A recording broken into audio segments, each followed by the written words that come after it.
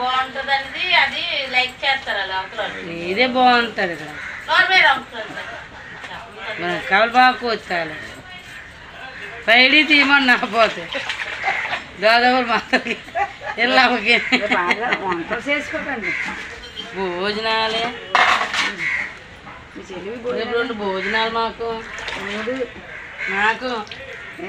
అదే బూరమ్మలు భోజనాలు వెళ్ళినట్టు అన్నాడు తిన్నాంతో భోజనాలు బాలవరా బాబు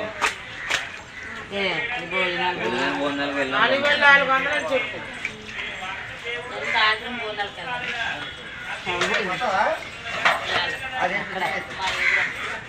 పుట్టినరోజు